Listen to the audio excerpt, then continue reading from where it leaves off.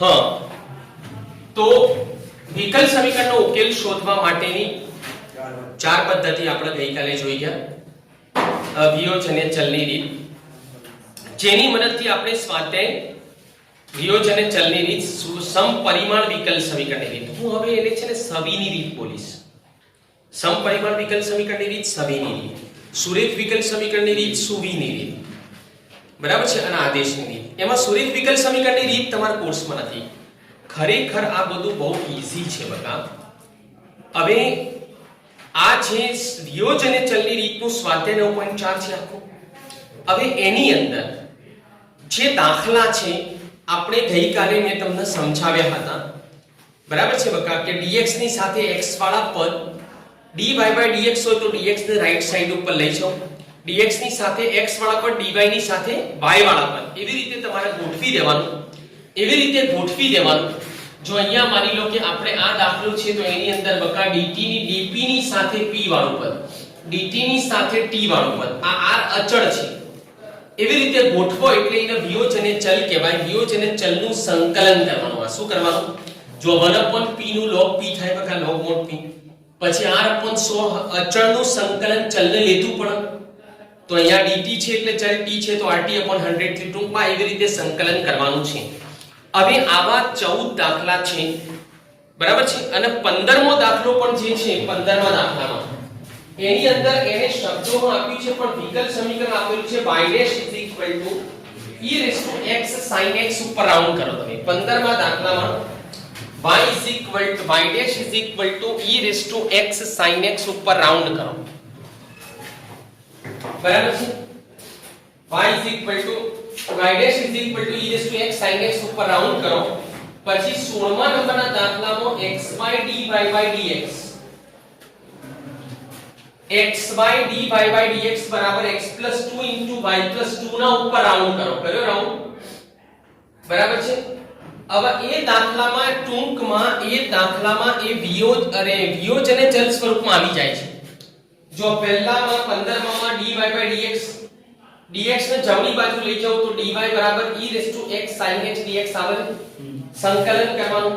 એમાં e x sin x નું સંકલન પેલા સૂત્રથી થશે e x sin bx dx. બોલો, e x sin bx dx થી થશે. ખબર પડી કે નહીં? તો e x sin bx dx થી એનું સંકલન તમારા ઘરે કરવાનું છે.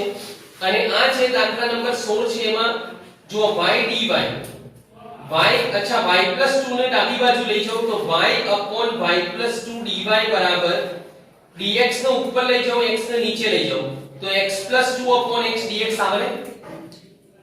x + 2/x dx આવે બકા. પછી બોલો, હવે સમાન ઘાત હોય તો શું કરવાનું? ગોઠવણી કરવાની છે અને એવી રીતે સંકલન કરવાનું છે. હવે જે દાખલા છે 17 માંથી 23 17 થી 22 એ મોસ્ટ આઈએમપી દાખલા બકા. એ મોસ્ટ આઈએમપી દાખલા, વર્ડ પ્રોબ્લેમ, કુલ પ્રશ્નો છે. એ મોસ્ટ આઈએમપી દાખલા છે. હવે જો ભાઈ તમે 10મા ધોરણમાં દ્વિચલ સુરેખ સમીકરણ 10મા ધોરણમાં દ્વિચલ સુરેખ સમીકરણનું ચેપ્ટર ભણ્યા હતા બકા. જો આ દ્વિચલ સુરેખ સમીકરણ જે ચેપ્ટર હતું, બરાબર છે, દ્વિચલ સુરેખ સમીકરણ, એની અંદર તમારે છે ને કુલ પ્રશ્નો આવતા હતા બકા. ખબર છે, પેલો હોડીનો વેગ, બરાબર છે, અને નદીના પ્રવાહનો વેગ. હવે તમે એ ટાઈપના તમારે કુલ પ્રશ્નો આવતા હતા. પછી દ્વિઘાત સમીકરણનું જે ચેપ્ટર હતું તમારું, એમાં પણ કુલ પ્રશ્નો આવતા હતા. હમણાં આપણે 11th માં સુરેખ અસમતાનું ચેપ્ટર 1 ભણ્યા, એમાં પણ આપણા કુલ પ્રશ્નો આવતા હતા. એ બધા દ્વિચલ સુરેખ સમીકરણ કો, દ્વિઘાત સમીકરણ કો, અસમતાનું ચેપ્ટર કો, એમાં જે કુલ પ્રશ્નો આવે છે એ કુલ પ્રશ્નો ની અંદર જે શરત આપી હોય છે એ તમામ ચેપ્ટરમાં, બધા ચેપ્ટરમાં જે શોધવાનું હોય તે ધારવાનું હોય છે. 10મામાં, 11મામાં, 12મામાં બધે જે શોધવાનું હોય તે ધારવાનું હોય છે. એક વાત બોલો, જે શોધવાનું હોય તે ધારવાનું. પછી આ વિકલ સમીકરણના ચેપ્ટરમાં કોઈ પ્રશ્ન હોય ને તો શરતનો ઉપયોગ કરીને વિકલ સમીકરણ લખવાનું. શરતનો ઉપયોગ કરીને શું લખવાનું? વિકલ સમીકરણ લખવાનું. આ રીતે શરતનો ઉપયોગ કરીને વિકલ સમીકરણ આપણે લખવાનું હોય છે. હવે આ કુટ પ્રશ્નની મેં પ્રાથમિક માહિતી આપી, બરાબર છે. બીજી તમને એક વાત કરું કે છઠ્ઠું ચેપ્ટર તમારું કયું હતું? છઠ્ઠું ચેપ્ટર વિકલિતના ઉપયોગો. એ ચેપ્ટર મેં તમને શીખવાડ્યું છે. એમાં 6.1 એ દર આધારિત હતું. વધારાનો દર, ઘટાડાનો દર કેન્સલ થઈ ગયું, પણ દર વાળું હતું. એમાં આપણે વિકલિતના ઉપયોગો ચેપ્ટર હતું, વિકલન કરતા હતા, એટલે દર વિકલન થી મળે. 6.2 વધતા વિધેય અને ઘટતા વિધેયનું હતું કે ભાઈ જો f' ધન હોય તો વધતું વિધેય, f' ઋણ હોય તો ઘટતું વિધેય. યાદ આવે છે તમને? 6.3 સ્પર્શક અને અભિલંબનું હતું. યાદ કરો બકા, એ જે 6.3 હતું એમાં દરેક દાખલામાં મેં તમને વક્રના સમીકરણ ઉપર રાઉન્ડ કરાવ્યા હતા. વક્રના સમીકરણ ઉપર રાઉન્ડ કરાવ્યા હતા. આખા 6.3 માં તમામ વક્રના સમીકરણ પર રાઉન્ડ કરાવ્યા હતા અને તમને એમ કીધું હતું કે આખું 6.3 ના જે દાખલા છે એ બધામાં આ વક્રનું સમીકરણ લખવાનું. આ બધી વાતો તમે યાદ રાખો ને તો તમે દાખલો અડધો તો ગણી દેવો યાર. ભાઈ વક્ર રાઉન્ડ કરાવેલા છે, એ વક્રનું સમીકરણ લખવાનું અને એનું x પ્રત્યે વિકલન કરવાનું અને જે dy/dx મળે તેને વક્રના સ્પર્શકનો ઢાળ કહીએ છીએ. તો એક વાત હવે બધા સમજી લો કે ઢાળ શોધવાની 4 પદ્ધતિ થઈ. બે બિંદુ આપ્યા હોય તો વાયામનો તફાવત ભાગ્યા 30 ક્રમમાં એક્સ્યામનો તફાવત. સમીકરણ આપ્યું હોય તો -x નો સહગુણક અપોન y નો સહગુણક. સમીકરણ આપ્યું હોય તો -x નો સહગુણક અપોન y નો સહગુણક. ખબર પડી? સમીકરણ આપ્યું હોય તો લે -x નો સહગુણક અપોન y નો સહગુણક આપ. પછી x અક્ષની ધન દિશા સાથેનો ખૂણો આપેલો હોય તો m બરાબર tan θ. બોલો m બરાબર tan θ થી ઢાળ મળે તમને. ખ્યાલ આવ્યો? પછી બકા હા m બરાબર tan θ થી તમને ઢાળ મળશે, બરાબર. પછી સમીકરણ આપ્યું હોય તો વિકલન કરવાથી પણ ઢાળ મળે. ઈમો રેખાના સમીકરણનું વિકલન કરવાથી રેખાનો ઢાળ મળે અને વક્રના સમીકરણનું વિકલન કરવાથી વક્રના સ્પર્શકનો ઢાળ મળે. વક્રને ઢાળ હોતો નથી. બોલો, રેખાના સમીકરણનું વિકલન કરવાથી રેખાનો ઢાળ મળે, પણ વક્રના સમીકરણનું વિકલન કરવાથી વક્રના સ્પર્શકનો ઢાળ મળે. તો ઢાળ પણ આપણને વિકલન કરવાથી મળે છે. હવે તમે જે ક્વેશ્ચન નંબર 17 છે એ વાંચો બકા, વાંચો. એક જણ જોરથી વાંચો. અનંત જોરથી વાંચ. જે વક્રના કોઈપણ બિંદુ x y આગળ સ્પર્શકના ઢાળ અને તે બિંદુના y નો ગુણાકાર. જો સ્પર્શકનો ઢાળ મેં શું કીધું લે, dy/dx વિકલનને ઢાળ કહેવાય ને ભાઈ. ઢાળ વિકલન કરવાથી મળે. યાદ રાખી લો, વિકલનને ઢાળ કહેવાય. તો d સ્પર્શકનો ઢાળ અને તેના શું લખ્યું છે? અને તે બિંદુના y યામનો ગુણાકાર. આ દેખાય છે ગુણાકાર? તે બિંદુના x યામ જેટલો છે. હા, તે બિંદુના x યામના જેટલો છે એટલે બરાબર કર્યું. અને જે હવે આ શું મળી ગયું તમને? હવે આ વિકલન વાળું કોઈ પણ સમીકરણ હોય, કોઈ પણ સમીકરણ જેમાં વિકલન હોય એને શું કહેવાય? વિકલ સમીકરણ. ભાઈ એ તો મેં તમને 2 દિવસથી ચર્ચા કરી છે. અરે બકા, વિકલન વાળા સમીકરણને વિકલ સમીકરણ કહેવામાં આવે છે. બોલો, આ થઈ ગયું આ વિકલ સમીકરણ. હા, હવે તમે વાંચો, રકમ વાંચી લો. આગળ શું? આગળ વાંચો. x યામ જેટલો હોય છે અને જે 0 2 માંથી પસાર થાય છે એવા વક્રનું સમીકરણ છે. ચલો, વક્રનું સમીકરણ શોધવાનો દાખલો છે. હવે આ દાખલો ગણીએ. લખો અહીં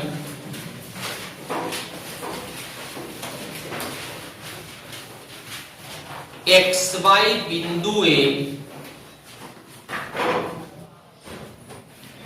xy બિંદુએ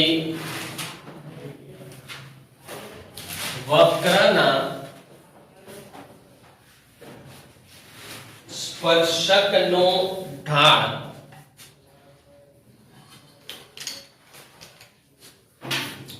XY બિંદુએ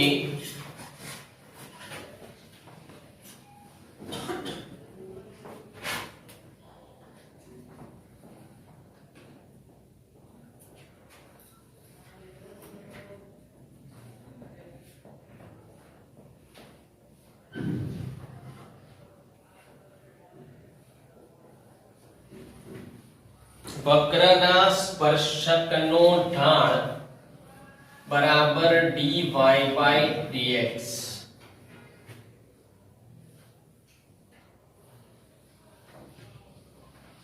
લખો માટે શરત પરથી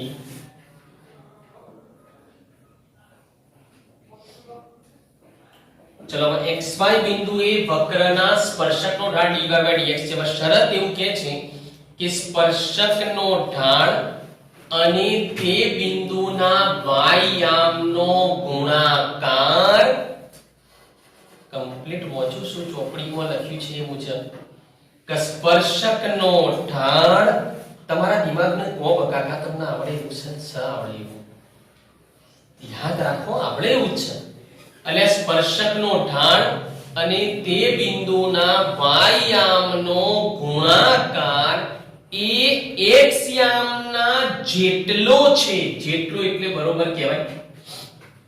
હવે આ આપણને વિકલ સમીકરણ મળ્યું. ચલો આમાં y dy બરાબર આ dx નું ઉપર લઈ જવું તો x dx મળ્યા. આ કયું સ્વરૂપ કહેવાય? સોરી વિયોજનીય ચલ સ્વરૂપ. y dy બરાબર x dx છે. ચલો આ કયું સ્વરૂપ કહેવાય? બકા વિયોજનીય ચલ સ્વરૂપ કહેવાય ને. આવા વિયોજનીય ચલ સ્વરૂપ મળે એટલે આપણે શું કરવાનું? બોલાવો શું કરવાનું? હા સંકલન કરતા. ચલો સંકલન કરું તો બોલાવો y નું સંકલન શું થાય? y નું સંકલન y² 2. ચલો x નું સંકલન x² 2 c. હવે જો બકા આ 2 જે છે બંનેને આના સાથે ગુણી દો. હવે આ આપણને મળ્યું સમીકરણ નંબર 1. વક્રનું સમીકરણ મળી ગયું. જો બકા હવે બે વાત દરેક છોકરો વિકલ સમીકરણના એટેન્શન વિકલ સમીકરણના ઉકેલમાં c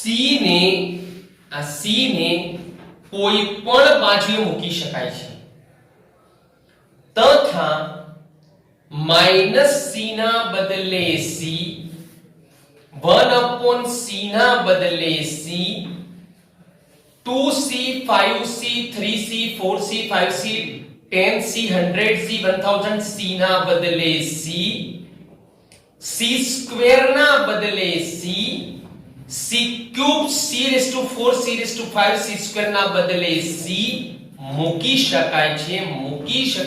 મૂકી શકો છો. મૂકી દેજો, કોઈ તકલીફ નહીં. એટલી બધી સત્તાની દીદી પાવર સાપ્યા છતો પકડાઈ નહીં. બીજી વાત, વિકલ સમીકરણના ઉકેલમાં મોડ આવે તો તેને અવગણી દેવાનો હોય છે. બે વાતો. વિકલ સમીકરણના ઉકેલમાં c ગમે તે મુકાય, c ના બદલે ગમે તે મુકાય, c ને ગમે તેના બદલે મુકાય, c ને ગમે તેના બદલે મુકાય. ઓમ તો તમને એમ થાય કે સાહેબ 10 બરાબર 2 જેવી રીતે થવું, પણ થવશું થવશે 2c ના બદલે c, 500c ના બદલે c. બિન વ્યવહારિક લાગે છે, પણ કીધું ને મેં આખી દુનિયા આમ કરે છે તો તમને કોઈ તકલીફ હોવી જોઈએ નહીં. તો વિકલ સમીકરણના ઉકેલમાં એ બધું મૂકી શકાય છે અને વિકલ સમીકરણના ઉકેલમાં આવતા મોડને અવગણી દેવાનો હોય છે. ચલો હવે આ મળ્યું. હવે એક વાત છે અંદર કે વક્ર 0 - 2 માંથી પસાર થાય છે. શામાંથી પસાર થાય છે? બોલો, અંદર લખેલું દેખાય છે? બકા અંદર શરત લખી છે કે વક્ર 0 2 માંથી પસાર થાય છે, તો 0 2 એ વક્ર પર આવેલું કહેવાય ને? બકા અંદર લખ્યું છે કે વક્ર એ 0 2 માંથી પસાર થાય છે, તો 0 2 વક્ર પર આવેલું કહેવાય. જો કોઈ પણ બિંદુ રેખા કે વક્ર પર આવેલું હોય તો તે સમીકરણનું શું કરે? સમાધાન. કોના બદલે મૂકવાનું? x અને y ના બદલે. 2c ની કિંમત અને c ની કિંમત મળી. આ c ની કિંમત તમારે શું કરવાની હોય? આ c ની કિંમત તમે અહીં મૂકી દો એટલે તમને આન્સર મળી જશે. હવે જો 18મો દાખલો પણ તમારે આ 17મા પ્રમાણે કમ્પ્લીટ કરવાનો છે.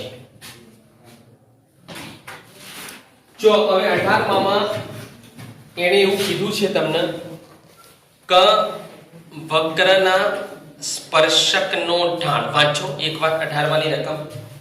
વક્રના કોઈપણ બિંદુ x y આગળ સ્પર્શકનો ઢાળ એ સ્પર્શ બિંદુ અને બિંદુ -4 -3 માંથી પસાર થતી રેખાના ઢાળ કરતા બમણું છે. હવે લખો અહીં રકમમાં આપેલ શરત મુજબ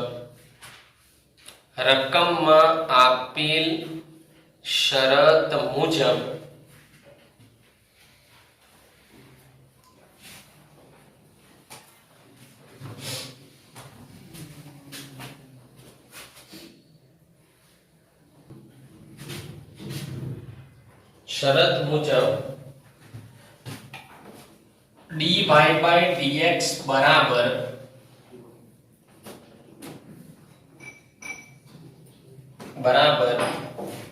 બે કૌંસમાં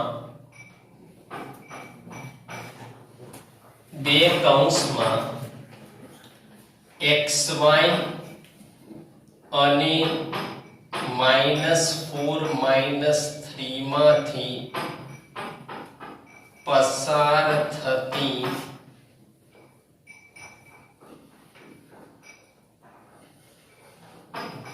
રેખાનો ઢાળ.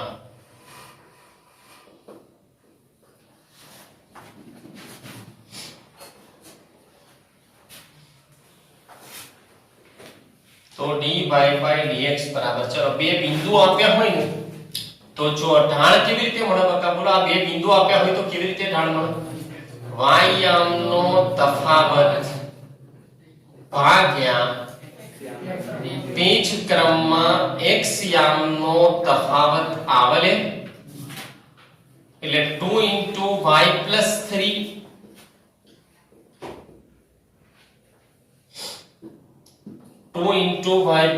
3 upon x + 4. चलो dy upon y + 3 बराबर 2 upon x + 4 2 dx upon x + 4. बोलो आने कયું સ્વરૂપ કહેવાય?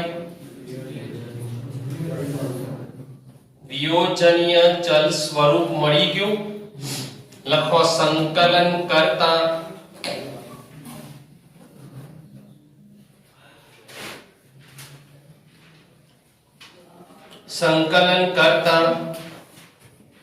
चलो 1 upon y + 3 નું સંકલન log mod y + 3 થાય ભાઈ.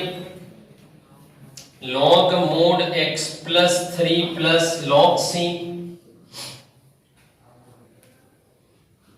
હવે એક કામ કરીએ, log y + 3 જો આવા 2 નો ઉપર લઈ જાઉં, log x + 4 નો whole square plus log c આવેલે.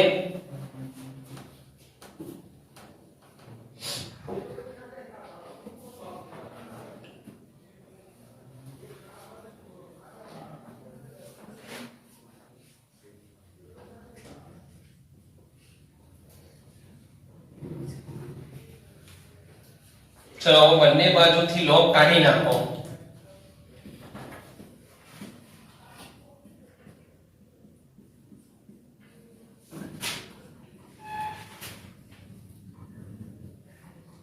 હવે લખો, હવે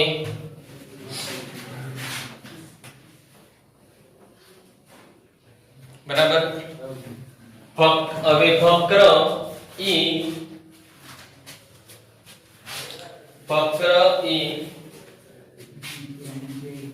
-21 માંથી પસાર થાય છે.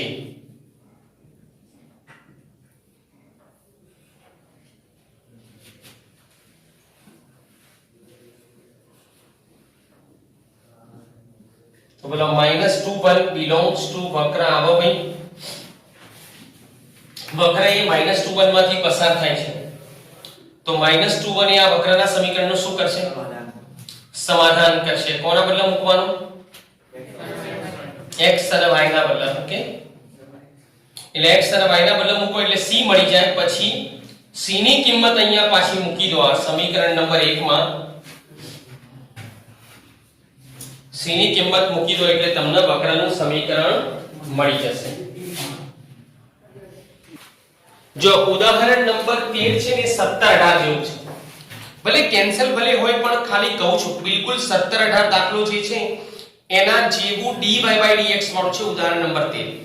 પછી ઉદાહરણ નંબર 14 જુઓ તમે. બેંકમાં મૂકેલ મુદ્દલ.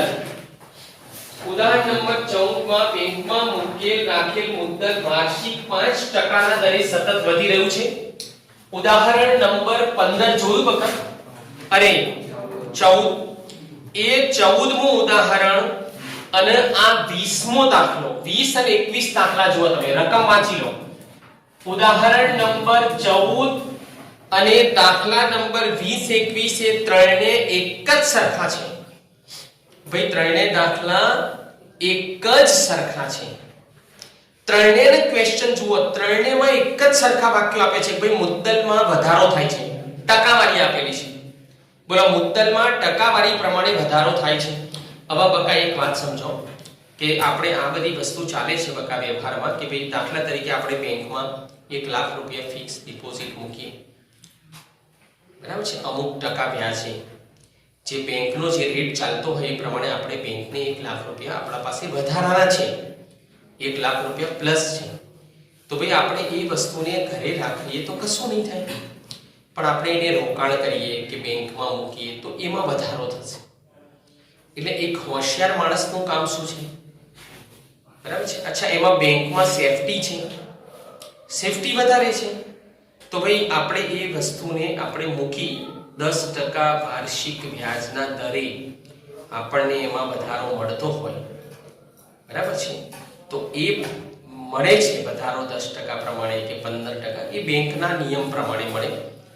તો એ ટાઈપના સમ આ ત્રણ છે, એક સરખા છે. ઉદાહરણ 14 અને 20 21. એમાં 20મો દાખલો વધારે સારો યોગ્ય છે એટલે હું તમને એ શીખવાડું. હવે આ જેટલા પણ વિકલ સમીકરણના કુટ પ્રશ્નો છે, વર્ડ પ્રોબ્લેમ છે, વિકલ સમીકરણના જેટલા પણ કુટ પ્રશ્નો અને વર્ડ પ્રોબ્લેમ છે એ તમામ કુટ પ્રશ્નો,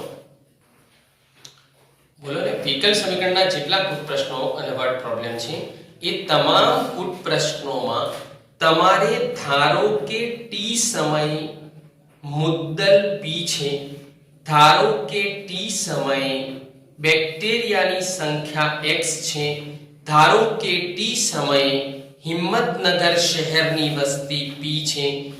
આ રીતે t સમયે ધારવાનું. દરેકમાં કોણ કેવી રીતે ધારવાનું? t સમયે. તો બધામાં કોમન કહી દીધું.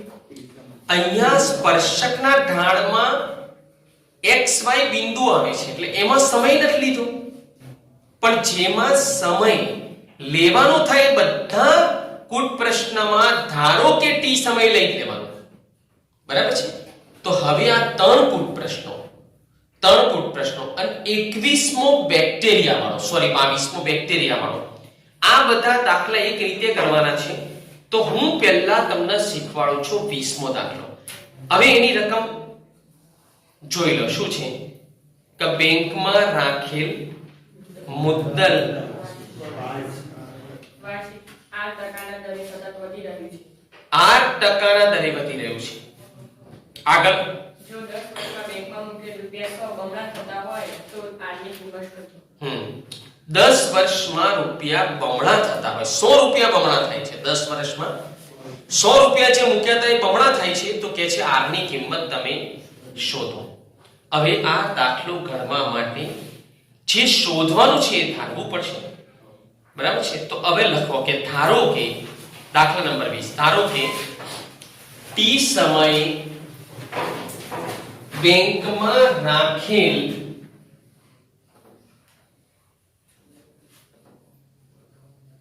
મુદ્દલ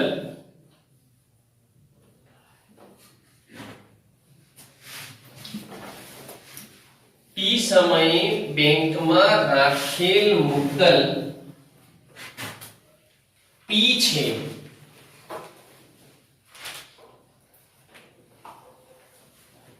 તથા તેમાં વાર્ષિક 8% ના દરે વધારો થાય છે.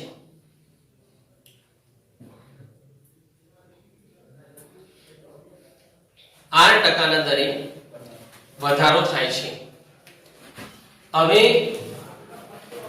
અહીં બકા મુદ્દલમાં મુદ્દલ પી છે, સમય ટી સમયે મુદ્દલ પી છે, તો ફેરફાર પી માં જે થશે એ ટી ના સાપેક્ષે થવાનો અને પી માં ટી ના સાપેક્ષે થતો ફેરફાર એ ડીપી અપોન ડીટી કહેવાય અને એ પી ના સમપ્રમાણમાં છે. બોલો 1 લાખ મૂક્યા હોય તો 1 લાખમાં વધારો થાય, 2 લાખ મૂક્યા તો 2 લાખમાં વધારો થાય. હવે એ આ ચલનનો જે સંકેત છે, તમે આ સ્ટેપ નહીં લખો તો ચાલશે પરીક્ષા. આ ચલનના સંકેતનો એવો નિયમ છે, આ ચલનનો સંકેત ચલે છે, dp/dt એ p ના પ્રમાણમાં ચલે છે. હવે આ જે ચલે છે એ કોના પ્રમાણે? તો 8% ના દરે વધારો થાય છે, એટલે આ ચલનનો સંકેત દૂર કરીને આપણે બરાબર મૂકીશું.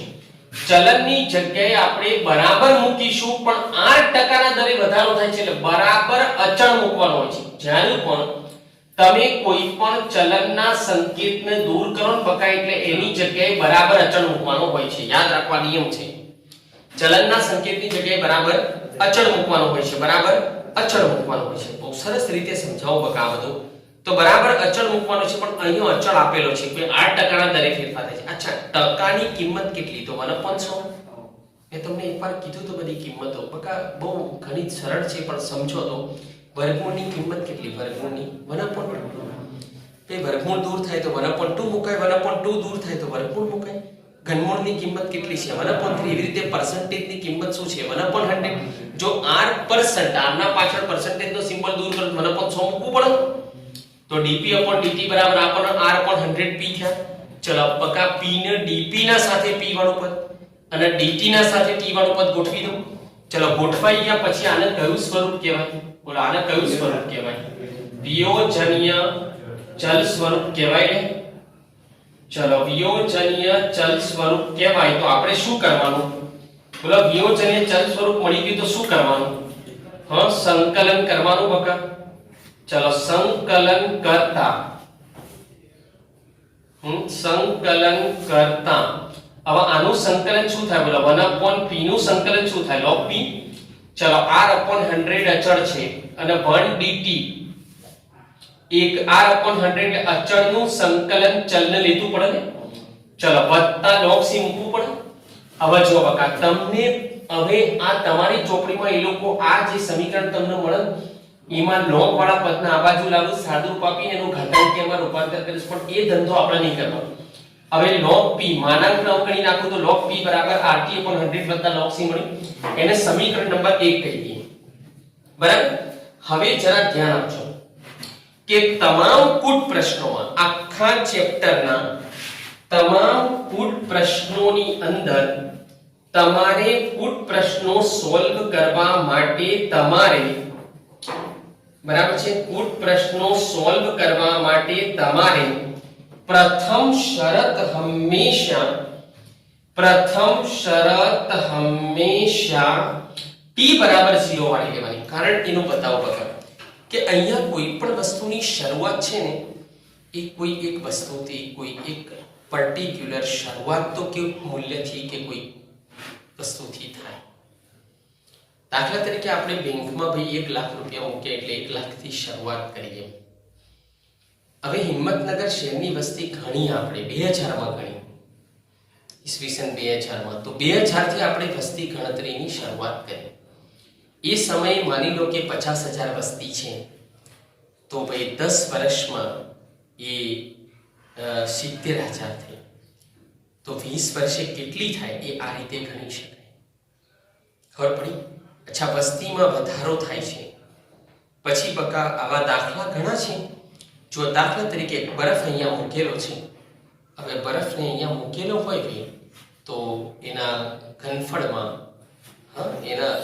એના જથ્થામાં એ પીગળી જશે એટલે ઘટાડો થશે. ખબર પડે છે? ઘટાડો થશે. એવી રીતે બકા બેક્ટેરિયા છે કોઈ, તો એની અંદર વિઘટન થાય એનું, તો એમાં વધારો થશે, વસ્તીમાં વધારો થશે.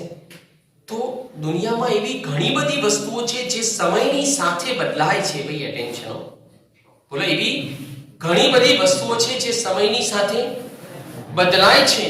તો સમયની સાથે બદલાય છે એ બધી વસ્તુઓ એ બધાના રિલેટેડ ગુડ પ્રશ્નો બની શકે છે. ઓકે, તો મૂળ વાત પર આવું કે તમામ ગુડ પ્રશ્નોમાં પહેલી શરત લેવાની t બરાબર 0 સમય શું છે? તો ભાઈ આપણે 100 રૂપિયાનું મુદ્દલ મૂક્યું હતું, એ બમણું થાય છે 10 વર્ષમાં, એટલે t બરાબર 0 સમયે p બરાબર 100 હતું. ચલો t ની કિંમત 0 મૂકો અહીંયા, આ t ના જગ્યાએ 0 આવે, p ના જગ્યાએ 100 મૂક્યા. 0 ગુણ્યા ગમે તે શું થાય? તો log 100 બરાબર log c મળે. તો c ની કિંમત કેટલી મળી? 100. આ કિંમત અહીં 1 માં મૂકી દેવાની, તમારે પરિણામ નંબર 1 માં મૂકી દેવાની. 1 માં તમે કિંમત મૂકી દો તો 1 પરથી 1 માં તમે કિંમત મૂકી દો તો 1 પરથી આપણને log p બરાબર RT/100 વત્તા log 100 મળે.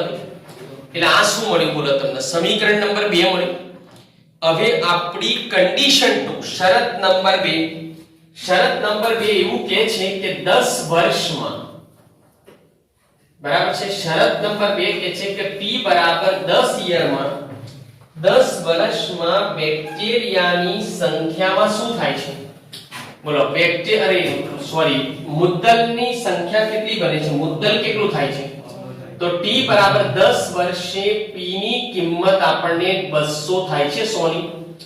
ચલો હવે આ કિંમત, હવે એક વાત સમજો કે આ c ની કિંમત આપણે શોધી અને આ c ની કિંમત શોધીને આપણે અહીંયા મૂકી દીધી 1 માં, એટલે આ જે સમીકરણ મળ્યું એ આપણને અપડેટ વર્ઝન મળ્યું.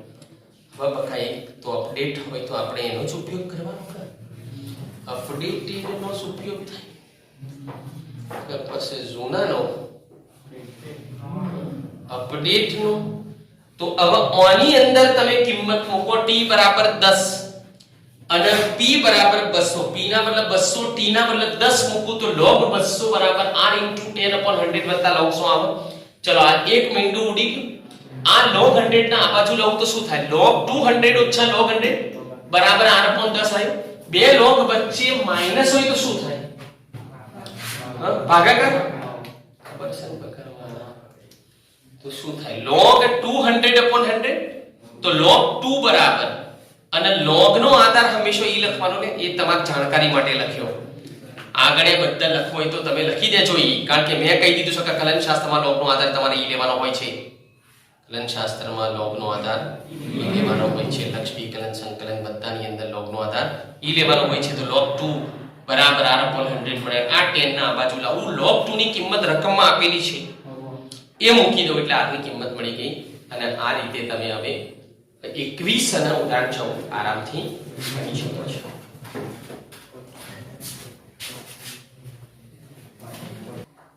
એમાં લખી દેજો 19મા નંબરમાં લખી દો dv/dt બરાબર k લેવાનું છે. dv/dt બરાબર k લેવાનું છે અને v ની જગ્યાએ બલૂનનું ઘનફળ મૂકવાનું છે. એટલે v બરાબર 4πr³/3 મૂકવાનું છે. એમાં 4π/3 તો અચળ છે. v બરાબર 4πr³/3, એમાં અચળ બધા કોમન કાઢી લેવાના, r³ નું વિકલન કરવાનું. હવે જે છેલ્લો દાખલો એકવાર ફટાફટ ગણાઈ દઉં છું. એક છેલ્લો બકા 22મા નંબરનો લખજો કે ધારો કે ટી સમયે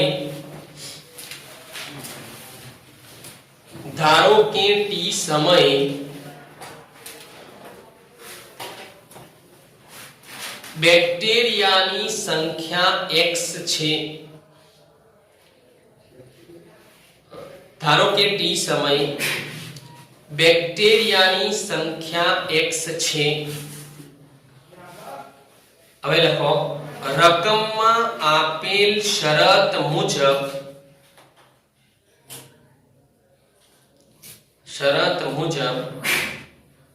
બેક્ટેરિયાની સંખ્યા x એ તે સમયે હાજર બેક્ટેરિયાની સંખ્યા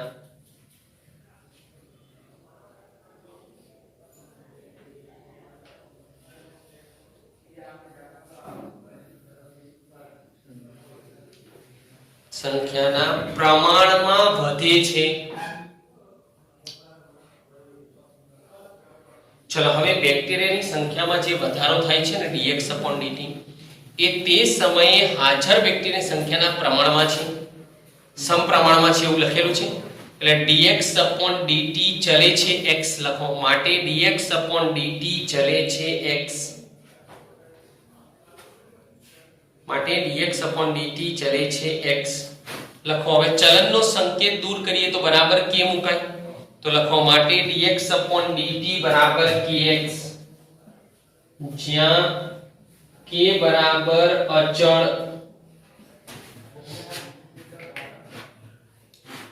તો લખો હવે dx/x બરાબર k dt.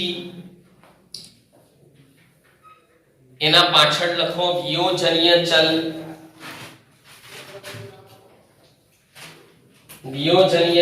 સંકલન કરો.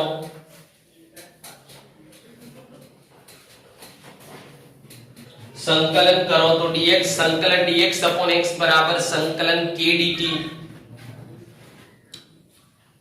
ચલો આનું સંકલન થાય 1/x નું log mod x બરાબર kt log c.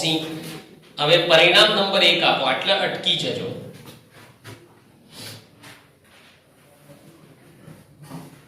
હવે લખો શરત 1. આ પરિણામ નંબર 1 લખ્યું ને log x બરાબર kt log c એટલે સ્ટોપ કરો. પછી લખો શરત 1 t બરાબર 0 implies x બરાબર 1 લાખ. હું બોલું એ રીતે લખો. t બરાબર 0 implies x બરાબર 1 લાખ છે. 1 લાખ છે અંદર લખેલું જુઓ. શરૂઆતમાં બેક્ટેરિયાની સંખ્યા 1 લાખ છે. હવે એ કિંમત મૂકો તમે ફેર આ સમીકરણ નંબર 1 માં મૂકો તો log 1 લાખ બરાબર k * 0. log 1 લાખ બરાબર k * 0 log c. તો log 1 લાખ બરાબર log c. k * 0 નું 0 થઈ જાય ને ભાઈ. તો log 1 લાખ બરાબર log c. તો log અરે c બરાબર 1 લાખ આયા. આવી રીતે આયા ને બકા c બરાબર 1 લાખ.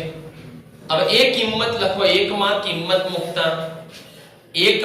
કિંમત મુકતા log x બરાબર kt log 1 lakh. log x બરાબર kt log 1 લાખ. સમીકરણ નંબર 2 મળ્યું. એના આપો 2 નંબર. પછી હવે આગળ એક શરત આપી છે જુઓ. t બરાબર હવે એક શરત આપી છે તમને. શરત નંબર 2 શું આપી છે? હા શું આપી છે જરા જોજો. કેટલા 2 કલાકમાં કંઈક લખ્યું છે 10%. કેટલા કલાકમાં? હા હવે જુઓ. શરત નંબર 2 માં એવું કહે છે કે 2 કલાકમાં અહીં ધ્યાન આપજો. બેક્ટેરિયાની સંખ્યા જે 1 લાખ હતી ને એમાં બીજો 10% નો વધારો થાય છે. 10% નો 1 લાખની અંદર 10% નો વધારો થાય છે. બરાબર. તો તમને x ની કિંમત 1,10,000 મળે. હવે 2 કલાકના અંતે એટલે 1 લાખ હતી એમાં 10% વધારો થાય છે એટલે મારે વત્તા 10% કરવા પડે ને. અચ્છા તો હવે 2 પરથી હવે આપણું સમીકરણ નંબર 2 શું છે? log x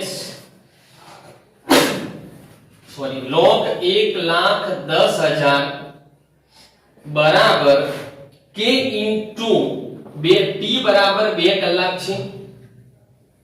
ચલો log 1 લાખ હવે આ log 1 લાખ ના આ બાજુ લાવું તો શું થાય? log 1,10,000 ઓછા log 1 લાખ